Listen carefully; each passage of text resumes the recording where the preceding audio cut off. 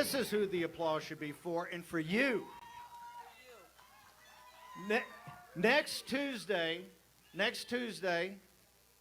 Arizona has a rendezvous with destiny. Why do you think all the world's media is here? From Japan and England and Germany, right? The New York Times, the Washington Post, all of them. Why do you think they're here?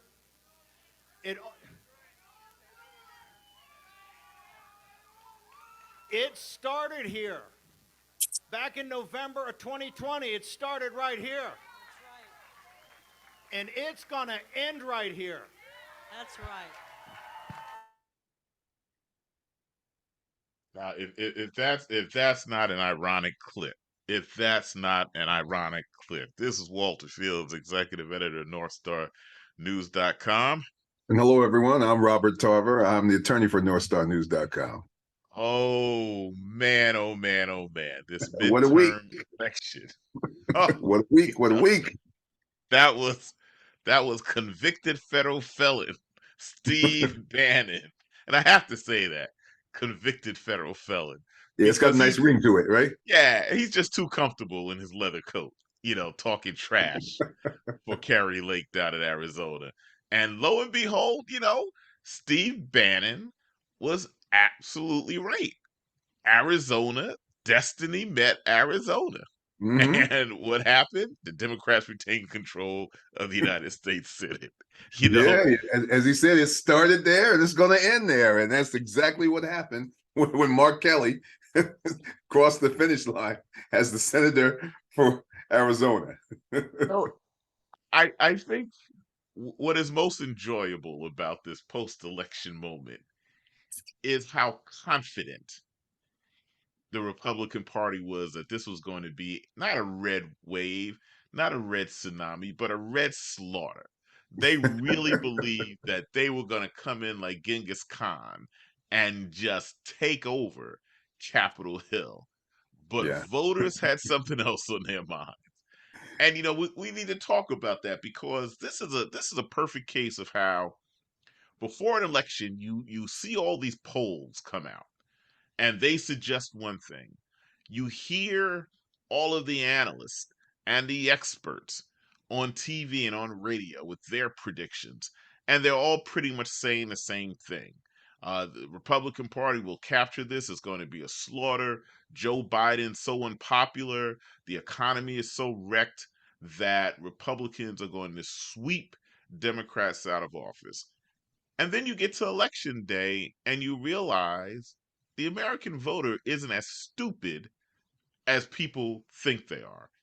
And so you had an electorate that, even though they may not have indicated it in their polling answers, they were truly concerned about the state of this nation's democratic institutions. They understood the economy. They realized that prices were high, but they understood that Joe Biden wasn't responsible for inflation. And they looked at the landscape of the horrible candidates the Republican Party put forth. And even Republicans wouldn't vote for some of these Republican candidates. So, in the aftermath of this, we really need to look at this moment because it could be a significant shift that none of us really foresaw. Yeah, I'm not sure it's hard to say whether it represents a permanent shift or a shift with any permanency. But one thing about it is simply this. We had talked over and over again over the past year, you and I, about the quality of these candidates. We talked about the nature of their political beliefs. We talked about how crazy they were. And we went back and forth talking about how could people support those individuals. And when the polling came out, we're looking at that polling saying, wow, how could this be? And it turns out that, as you said, Americans are a little bit more sane than we give them credit for. But what's important here is all those election deniers. All of those election deniers went down. Well, as of today, we're still waiting for Kari Lake, but almost all of those election deniers, with the exception of her, went down, and she's on her way. So this really is a statement from the American people. They're tired of the craziness. They're tired of Trump and his behavior, and because each of those individuals inexplicitly tied to Donald Trump. So you can't reject them without rejecting Donald Trump. And the field of candidates that probably were most significant who lost were the election deniers who were running for Secretary of State, Yeah, because that position controls elections in a state. And all of those people lost. And it's also significant that in states that saw a lot of the post election craziness by the MAGA crew after the presidential election, states like Georgia and Arizona, those election officials weren't having it during this midterm. They were right. so prepared, including with security prepared, that they were, and these are Republican officials. They were like, we're not going through this anymore. Like, we're going to conduct this election. If you win, you win. If you lose, you lose. But we're not going through the craziness this time around. And I think it was truly Donald Trump exhaustion. Yeah. There's a point when you reach that curve, and now Trump, I believe, is on the other side of that curve. And that the electorate, and look, you can go state by state. You see what happened in Pennsylvania, where you had John Fetterman win. This guy, had a stroke, and Republicans were counting him out because he had a stroke. They were making fun of him because he had a stroke. And the voters in Pennsylvania were like, nah, there's no way in the world we're voting for Dr. Oz. Like, we Yeah. don't even believe that he's Even a real even in doctor. the face, even when the other choice is someone who is so far impaired, or at least so Yes. obviously impaired that there may be a problem, we're not going with Dr. Oz. That's an incredible statement. Oh, it is. And the fact that in Western Pennsylvania, which is a really red part of the state of Pennsylvania, the Mhm. turnout for Fetterman was incredible. And then you go to a place, and this was a historic election where I am in the state of Maryland. You had Wes Moore defeat a MAGA candidate for governor in Maryland, and now Maryland has now elected its first black governor and its first black Sorry, attorney shut up. general. And so that that's our little dog Fred on air. And so, you know, I'm sorry, man. She wait until I get on the air to decide that she's going to hey act. man, look, we don't try to clean things up. This is life. So and so, But you that Westmore thing, oh, that really incredible. bears talking about, because Incredible. that is absolutely incredible. Not just that he won where he did, but the margin by which he won is amazing, and the fact that the attorney general won as well. So we have two African Americans in the state of Baltimore. Hey, Baltimore is still a southern state, Well, and Maryland. and for them to, I'm sorry, but Maryland, absolutely, I'm focusing on the city, but Maryland is still a southern state, and they did incredibly well there.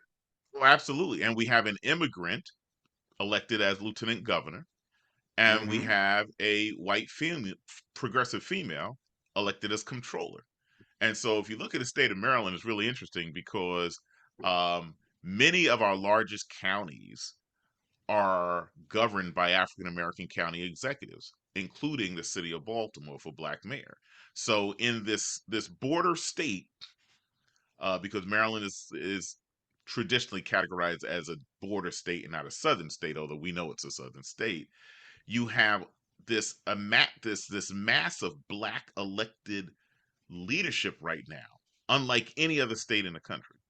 But then you go to a place like Arizona, Mm. where, and people forget, Arizona is really the birthplace of the modern conservative movement. That's Barry Goldwater's state. 1964, Barry Goldwater, you know, the Republican National Convention in San Francisco. Barry Goldwater really lays out the plan that eventually allowed for the election of Ronald Reagan in 1980.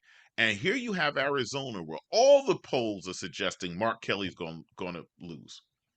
The polls are suggesting that Carrie Lake is going to wipe up her opponent.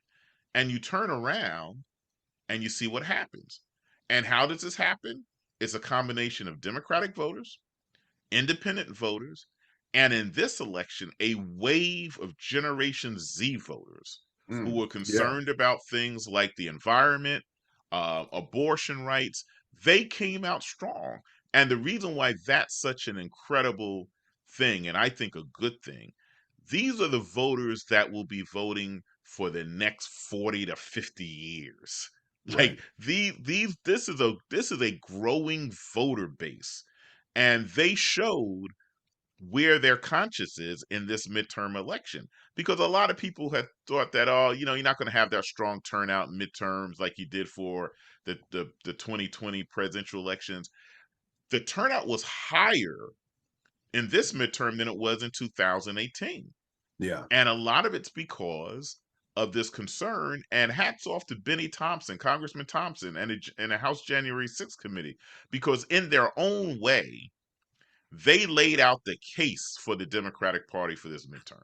Yeah. You and I talked about how the January 6th committee really was an integral part of the election strategy without even being an obvious part of that. The fact of the matter is that Americans got to see in real time the craziness, and not just the craziness, because the craziness was pretty obvious, but the implications of the craziness, what it actually meant in real time, how they were attempting to not just be crazy, but crazy. This was a means to an end. It was crazy with the idea that they were going to stage a real life coup. And so, I really think that we have been pretty silent on Benny Thompson. Liz Cheney has gotten all the credit, and she deserves a lot of the credit. But Benny Thompson is the chair there, so they did a remarkable, absolutely remarkable job.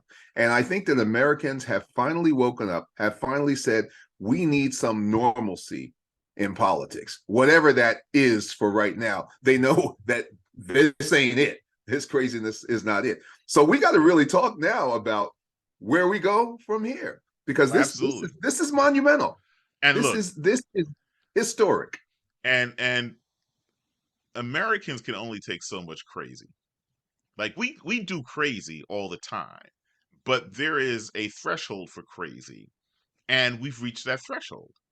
And so the January 6th committee hearings, which were pretty um mundane. I mean, I think you really have to be into sort of constitutional law and politics to really get into the hearings. And many people thought the hearings would not attract the type of television audience that the Watergate hearings did, because we're living in a different time and an era.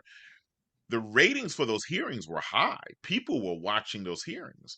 And so what Chairman Thompson brilliantly did, he realized, I can't go on here and create this partisan atmosphere and just be the Democrat who's bashing Donald Trump, right? I have to use Donald Trump's own words and his own people against him. So what did he do? He brought out all of the Trump staffers. He brought out all of the Trump, folks close to Trump. He brought off all the Republicans to make the case against this Republican president. And a lot of people didn't think that the hearings had any real impact. I think tremendous impact, because I think people sat at home, including Republicans, who said, I might have voted for this guy, but I didn't realize how crazy he is. Like, I didn't realize all this was going. I didn't realize that the vice president of the United States had to hide out in the Yeah, basement of the Capitol because he feared for his life. I think the light went on for a lot of Americans, and they said, "Nah, we can't. We do crazy, but that's like just we can't do that sort of crazy." And yeah. so So now, no, I so was just going to say. So that being the case, this election was clearly a referendum on Donald Trump. And there's a movie, I can't remember the movie with Samuel L. Jackson, where he says, do you think that makes me more dangerous or less dangerous? The question is, apply that to Donald Trump. What do you think? Is he more dangerous or more crazy or less crazy at this point? I think he's been neutralized Hmm. to the point of being ineffective. He is not going to be um, an influence, I don't believe, on the 2024 presidential election. I don't think he's going to have an impact for a number of reasons. Number one, the Republican Party is waking up to this nightmare. That was their own creation. They had plenty of opportunities to stand up to Donald Trump, to walk away from Donald Trump. After January 6th, when they gave all those speeches on the floor of Congress talking about Lindsey Graham, I've had enough. Mitch McConnell talking about we got to move forward. And then what did they do? They turned around and you had Kevin McCarthy, the House Minority Leader, going down to Mar-a-Lago to kiss Trump's ring. Yeah. They blew it. The Republican Party blew it because they had an opportunity to kick this guy to the curb, and instead they ran and embraced him. So now what they have on their hands is a mess because you have a former president who is likely going to be indicted, who is now going to announce that he's a candidate for president in 2024, and you have these other Republicans who are ready to run, people like Ron DeSantis, who's basically a more polished version of Donald Trump. But DeSantis now sees himself as the front runner. You still have Mike Pence, and don't forget, on Monday the 14th, Donald Trump was supposed to appear before the House committee, and he's not going to, of course, Yeah, he's not going to do that. not going to, right? But what also happens on that day is Mike Pence's book comes out, Mm-hmm. right? And I don't think that's a coincidence. So now you have Pence, Trump's vice president, who's ready to tell all. Like, he's ready to officially cleanse his hands of Donald Trump. So now you got a Pence problem with Trump. You got a DeSantis problem with Trump. You got a Mitch McConnell problem with Trump because Mitch McConnell warned his party about having all of these bad candidates, but he Yeah, still went out there and raised money for all these that's right. He's people, still supported. still supported it, and got burned. So now you've got a Trump McConnell problem. Right now, Donald Trump has so many enemies within the Republican Party that even if they don't like each other, all of them hate Trump right now. Yeah. Because they're like, look at what happened on election day. We should have picked up 20 plus seats easy in the House. We should have rolled in the Senate. None of that has happened. Well, here's my take on that. I think he is going to be more of a problem than they can handle. I don't think he is going away. I don't think he can go away for his own good within his own mind. He needs to be a candidate for his own protection. He needs to be a candidate for his own finance. He needs to be a candidate for his own ego. And the fact of the matter is that the Kari Lake election, even the Kelly, the other elections showed you that those candidates can still garner a significant amount of votes, which means that Trump still has some support, some reasonable support.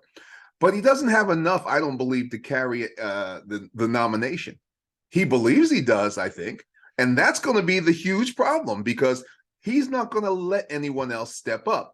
And they're going to say, you can't do this because it's obvious from this election that you're not going to win in 2024. So what I think we're going to watch, Walter, is the full implosion of the Republican Party over the next 2 years. I think it's going to be, I'm getting my popcorn, man, because this is something else that's going to happen here. I can't see Trump backing down. And I think that DeSantis is what were they used to say in our community? Smelling his he's smelling himself now, Well, so absolutely. it's going to be real interesting. No, look, I don't think Trump is going away, but Trump is finished. And I think what Trump will be, he will be the crazy uncle. He'll be the crazy uncle that everyone knows is up in the room upstairs. And no one wants to go talk to the crazy uncle. And that by the time the Republican convention rolls around, he will be treated like the crazy uncle. And I think at the convention and prior to the convention and the primaries, they will basically put him out to pasture because they understand at this point, when I say they, those Republicans who had electoral success understand, as do a lot of Republican funders, as do conservative media, because don't forget, a sure sign that Trump is finished is when Fox News kicks you to the curb. And they turned on him. Which they've been doing. That Fox Fox News channel, News, the New York Post. Man, they kicked him to The the curb. It Washington was. Times, I all felt the bad Murdoch for him. papers. I felt bad for him. It's like it. And so when they turn on you that quick, it's a sign that they're done with you. Like you've served your purpose, and we don't need you anymore. So you can be crazy, but you're gonna be crazy over there because you're no longer gonna be able to call on the air in the morning to Fox and Friends and take up airtime. Like they probably have his number blocked now on their phones, and that's See, stupid. I don't think that's true.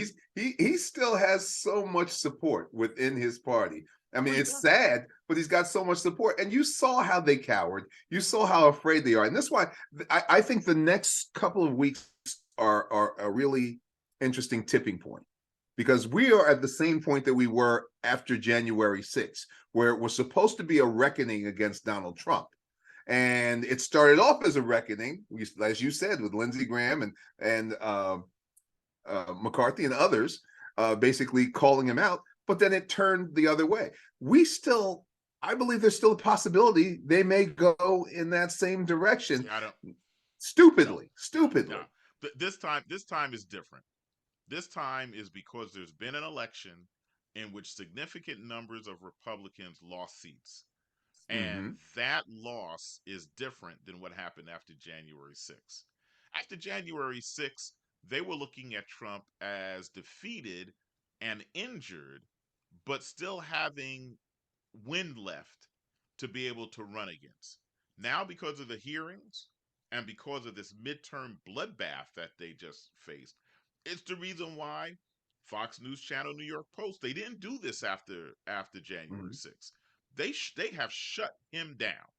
Like anytime you see Laura Ingraham say what she says on air, anytime you see these Fox News hosts just flip on him like they've done over the last week, I think he's been effectively cut off from that lifeline. Now, Elon Musk may give him a lifeline through Twitter, but Musk has his own problems with as many people that are fleeing Twitter right now, including top staffers. So I think Trump is not going away, but I think the Republican Party is going to put him away. He's going to be there, but he's not. He's going to effectively be in the equivalent of the politician's nursing home, where people talk about him. Some people might visit him, but you'll be talking one day and someone will say, "Man, we haven't heard from Donald Trump in a while. Like, what's up? Oh, well, he's over Yeah. there." I mean, I And would love to see that as the case, but the fact of the matter is, he's got this announcement on Tuesday. Where I believe at least that he's going to announce his presidential run in some form, and that is going to throw everything and everyone into a tizzy, because he still has those individuals who have been working closely with him and have stuck by him, those staffers, those Republican staffers, and many of them cannot go back now. They've gone so far to the other side, they can't go back. They can't come back into the fold. So it's in their best interest to urge him on, to basically kind of push him over the edge and yeah, do this thing, do this thing, do this thing. And that's what I think is going to happen. So that's why I say I think it's going to be a huge battle between the two factions. I ultimately think he'll lose. I agree with you 100%, but I think there's going to be some bloodshed, and ultimately it's going to tear that party into pieces. it's going to be a bloodshed, but I don't think it's going to be much of a battle.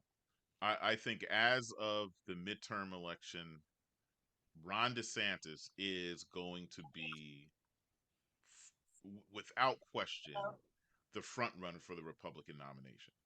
And Right. I No, I think agree with you there. yeah, and I think DeSantis can raise the money. And I think DeSantis will have the staff. Look, DeSantis is as extreme as Donald Trump, but DeSantis has figured out a way how to mask that. Now, the issue is going to be is how well does Ron DeSantis play nationally, Yeah. right? And we've only seen Ron DeSantis, Florida Ron DeSantis. We don't know how DeSantis will look as a national candidate, because that's a whole different thing when you run for president, right? And Agreed. so You know, that's an open question mark, and there will be some bloodletting. Look, this is the moment that the Republicans could have avoided, but decided they obviously didn't want to avoid. You know, they effectively were like the opponent to Mike Tyson, who after the third round comes back to the corner, and his manager is telling him, "Hey man, let's just call it a night. We don't want to see you get hurt." And the guy say, "Nah, man, I think I got him. I'm gonna go back in." And then next thing you know, in that fourth round, the 8 count, he's out. Yeah, Like yeah. sometimes you just don't learn your lesson, and that's what happened to the Republican Party. It's like we gave you a chance to get out unscathed almost. And you decided to get back in the ring And get your butt whipped. and you So had to get the so now Tommy we're left with surgery. we're left with one last race here, the state of Georgia, with your candidate Herschel Walker, and my candidate Reverend Warnock. What's your thought about that? Well, I think Warnock's going to win. I think in a runoff, and particularly now because the Democrats have they had an incentive before, of course, for Senator Warnock's reelection, but now they really do because now that they're in the majority, Warnock becomes Manchin insurance. He becomes Hmm. that extra vote that you need in case Senator Manchin loses his mind and starts to veer rightward. You know, they need that vote cushion that they can turn and say, well, we don't need you, Joe. And actually, it would be a good thing because that way, on other issues, you can keep the Democratic caucus together because you can turn to Senator Manchin and say, hey, don't worry about it. Vote Right. your conscience. If you want to vote against it, vote against it. We have enough votes lined up that we can pass it. So I think the Warnock reelection is still key, and I think he'll get reelected. And look, people need to understand why the Senate is so important. This is the House of Congress that considers federal judicial appointments. And so long as the Democrats control the judicial process through nominations, um, Joe Biden will be able to get his people on the federal bench. And that's so important because he has another 2 years. And in that 2 year span, he has already appointed an unprecedented number of federal judges of all races and ethnicities and genders. Like the appointments that Joe Biden has made are historic. Yeah, And it's the kind of numbers that are obscene. I can't remember exactly what they were, but they're through they the were roof something like because you know 83 why? or something like that. I wasn't sure, but It was because it was such a backlog and there was so many vacancies and mhm. retirements, right? And so now Joe Biden will reshape the federal judiciary for the next 15 to 20 years because if you're appointing judges who are, let's say they're in their 40s, they're going to sit on that bench for like 25 to 30 years. Yeah. And that's important. So if you want to see a day when the Supreme Court turns, you got to start working on that now. It starts very early, just as it did for this. Way back when Samuel Alito was nominated, that's when this whole thing started. It actually started even before then with Clarence Thomas. But look how long it took them to be able to build the bench at the Supreme Court that overturned Roe versus Wade. That's what this is all about. That's why people have to understand the importance of the Senate. So many times we just well, the presidency, the president this, the president that, and we come out from presidential elections. But the senatorial elections and the Congress, that is probably as important, if not more important, in a Absolutely. number of ways. Absolutely. And I think voters this time understood that because of the Dobbs decision in the Supreme Court. I think that decision was so stunning and it was such a high profile case that many people, it clicked for a lot of people. Why is the court doing this? Yeah. Why does the court look the way it looks? Oh, this is how it got that way. Like it's because the Senate has the power to appoint, and and so people put two and two together, and they said never again. If And anything, I think people are also interested, and this is one of the things that I've heard from people. There is an arrogance with this Supreme Court. There's an arrogance with Comey Barrett, with Alito, with Thomas. You see them giving speeches at the Federal Society and other places, smirking, telling jokes about, their Dobbs related jokes. People are not finding this funny. And people are now, for the first time, getting a chance to see that these are ordinary human beings, put their pants on one leg at a time, subject to passions and prejudices, and particularly subject to prejudices, and people don't like it. And I think that a lot of that had to do with people coming out in this election as well. Well, it's if I could use a sports metaphor, when you're winning in the beginning, everybody respects you. But you get to that point where winning turns into arrogance. So, Mm-hmm. there was a love affair with Michael Jordan and the Chicago Bulls. But after that fourth championship, people were like, you know what? We about tired of, of the Chicago Bulls. And you started to get And Alabama. yes, and Alabama football, right? And so, you just get to that point where it's impressive in the beginning Mm-hmm. that, they reached the Supreme Court, and you may not agree with their judicial philosophy or their political ideology, but you respect the fact that they are serving in the United States Supreme Court. And then they start going off and doing stuff like they're doing, showing, as we used to say back in the day, showing their ass. Yes, absolutely. And it's like, oh no, like you can't just be out here talking about cases you Mm-hmm. just decided and cracking jokes like you on the Vegas Strip, like you on the Yeah. circuit. And if there's a certain decorum, and then look, it might be false because judges are people, they're human. But the tradition of the American judiciary is one of decorum, that our judges were always seen as above the fray, Mm-hmm. that they were not political actors, that they didn't show any favoritism, right? And that's how not only they ruled, but how they behaved in public. There was a time Yeah. when you never saw a Supreme Court justice give a speech because it was thought like, oh, that's in bad taste. Because even though I might be doing this from a very innocent place, depending upon the audience and the organization sponsoring it, people might think that I am showing some Yeah. preference.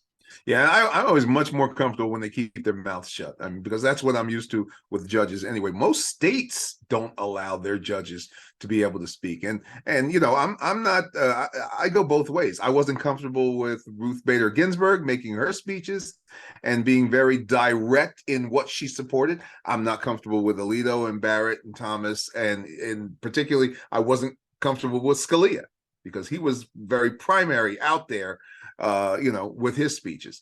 They need to just be quiet and just do what they're supposed to do.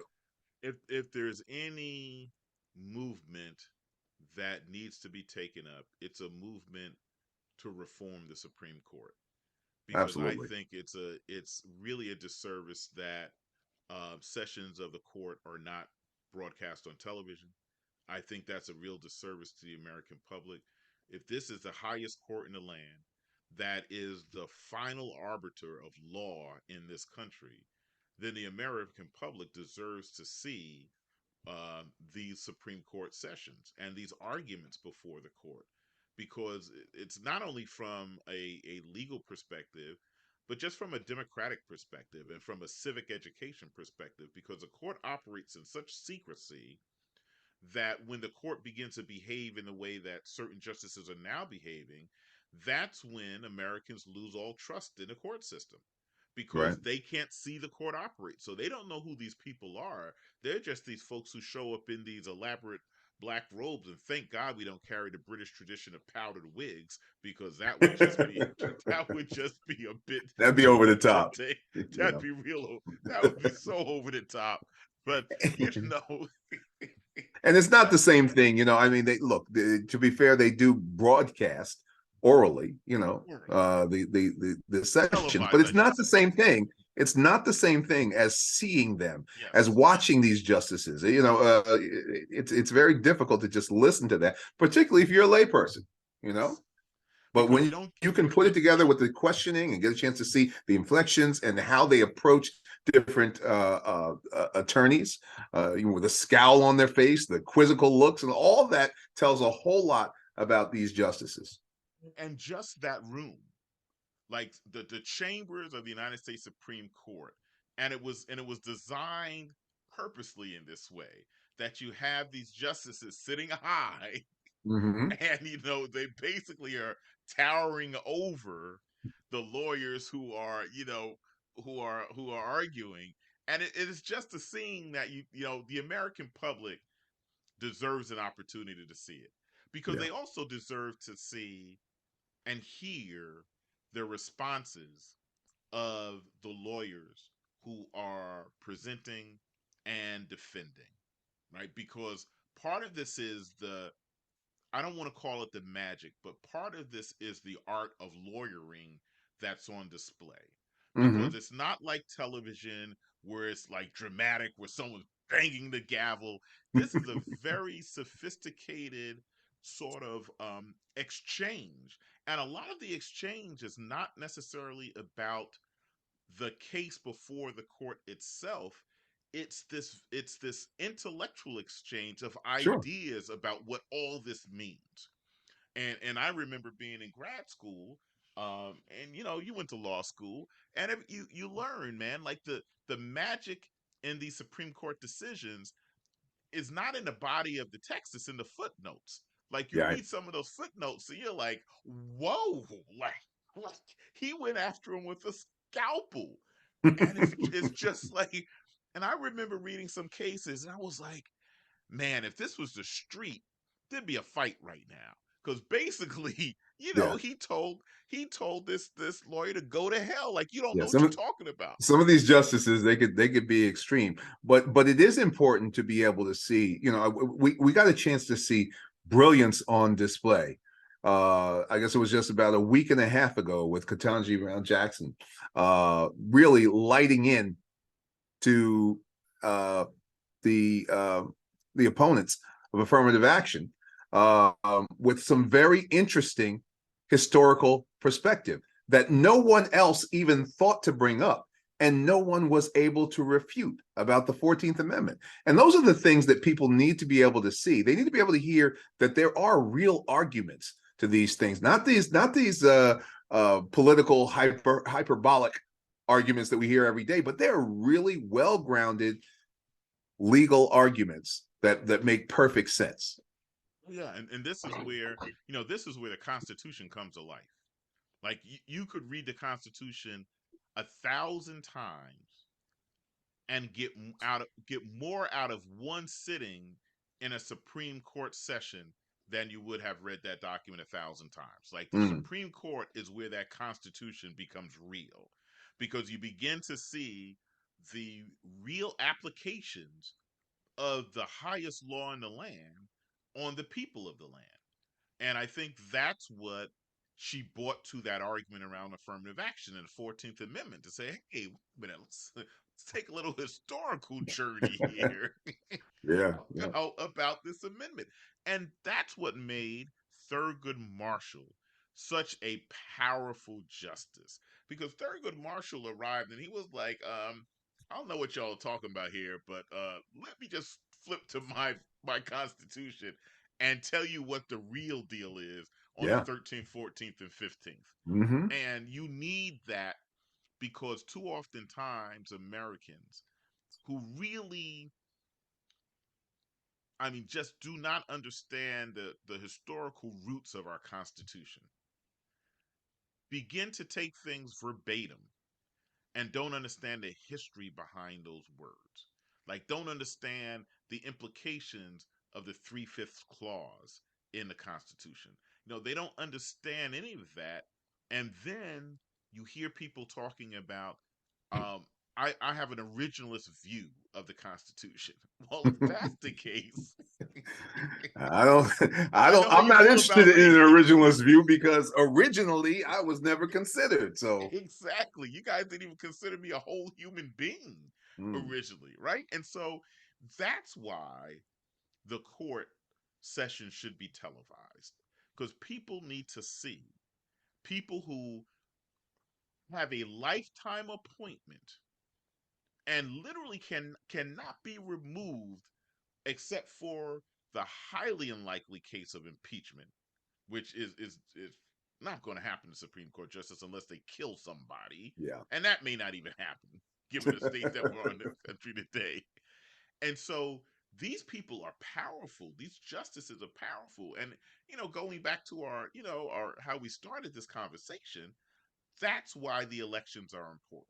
We have to connect elections to the reality and the consequences of those elections. Because And there is a chance that Joe Biden may get a Supreme Court appointment during absolutely. his term. So, that's why this was so important. Oh, absolutely. And, you never know what's going to happen. No one knew that. No one, Scalia's death Mhm. was like unexpected. Ruth Bader, everybody knew Ruth Bader Ginsburg was ill. So you never know what's going You to can happen. hope, but you never know. Now, I'm not saying you hope for anything bad, but you can hope someone decides to retire for whatever reason. Yes. But, Uncle Clarence. Yay. And so you're right. Biden might get a chance to appoint someone to the court. Mhm. And so that's why controlling the Senate, because we all know what happens when that Senate Judiciary Committee goes south. A Clarence Thomas sneaks in. And people forget Clarence snuck in when the Democrats controlled the Senate. That's Like, right. and Joe Biden And was I was going to chairman of say, and on Joe Biden's watch and on Joe Biden's back. yes, as the chairman of the Judiciary Committee. Mhm. So the politics of judicial appointments, can be critical. But we're gonna keep this conversation going next time. Folks, keep tuning in because it's not over. We still have to see how the House shakes out, and then of course when the 118th Congress convenes in January, that's going to be a whole nother ball game. But we will Mhm. see. So this is Walter Fields, executive editor of NorthStarNews.com. And this is Rob Tarver, general counsel of NorthStarNews.com.